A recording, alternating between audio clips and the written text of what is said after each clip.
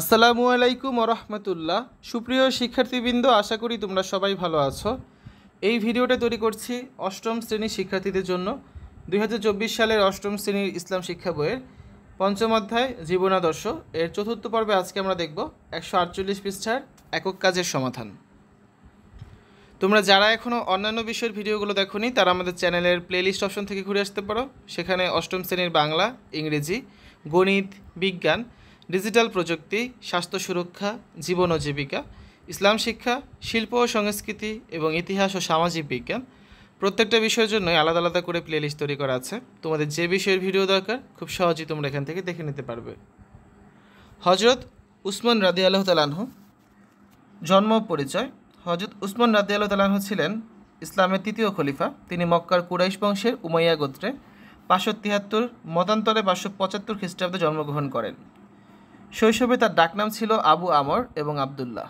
তার উপাধি জুন নুরাইন ও জামিউল কুরআন, অর্থাৎ কুরআনের সংরক্ষক এবং দুই নূরের অধিকারী। তার পিতার নাম আফফান এবং মাতার নাম ছিল আরওয়াহ। উসমান রাদিয়াল্লাহু তাআলা আনহু বড় ব্যবসায়ী ও ধনাঢ্য ব্যক্তি ছিলেন, এজন্য তিনি উসমান গনি নামে পরিচিত ছিলেন। আমাদের আজকে আলোচনার বিষয় 148 পৃষ্ঠার এই একক কাজটা। হজরত উসমান রাদিয়াল্লাহু তাআলা আনহু এর জীবনাদর্শে অনুপ্রাণিত হয়ে তুমি যে কাজ বাস্তব জীবনে চর্চা বা অনুশীলন করবে। উল্লিখিত শিরোনামের আলোকে তুমি শ্রেণীতে নির্ধারিত ছকটি পূরণ করো। যেমন এখানে একটা গুণাবলী দেওয়া আছে, সেটা কি পরোপকারী। তো যেভাবে চর্চা বা অনুশীলন করব, যে বিপদগ্রস্ত ব্যক্তিকে নিজের সামর্থ্য অনুযায়ী সাহায্য করব, এভাবে করে তোমাদের বাকি 3টা ঘর কিন্তু নিজের দায়িত্বে পূরণ করে আনতে হবে। ঠিক আছে, তো আসো আমরা এখন এই ছকটা পূরণ করি। 148 পৃষ্ঠা ছকের সমাধান। 1 নম্বর গুণাবলী পরোপকারী, বিপদগ্রস্ত ব্যক্তিকে নিজের সামর্থ্য অনুযায়ী সাহায্য করব। 2 নম্বর গুণ পানির কষ্ট লাঘবকারী, কেউ বিশুদ্ধ পানির কষ্টে থাকলে তার জন্য বিশুদ্ধ পানির সুব্যবস্থা করব। 3 নম্বরে আছে ইসলামের সেবায় দানকারী, হযরত উসমান রাদিয়াল্লাহু তাআলা আনহু এর ন্যায় ইসলামের সেবায় সামর্থ্য অনুযায়ী অর্থ সম্পদ দান করব।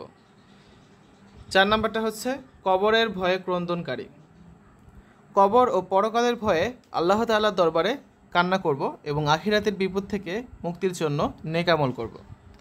তো এভাবে করে তোমরা এই ছকটা পূরণ করবে। এটা একটা নমুনা উত্তর। এভাবে করে তোমরা নিজেদের মতো করে ছকটা পূরণ করতে পারবে। আগামী পর্বে অর্থাৎ পঞ্চম পর্বে আমরা 151 পৃষ্ঠার এই দলীয় বা প্যানেল আলোচনা এই কাজটা করব। এটা তোমাদের এই পঞ্চম অধ্যায়ের শেষ পর্ব। তো সকলকে পরবর্তী পর্ব দেখার জন্য আমন্ত্রণ জানাচ্ছি।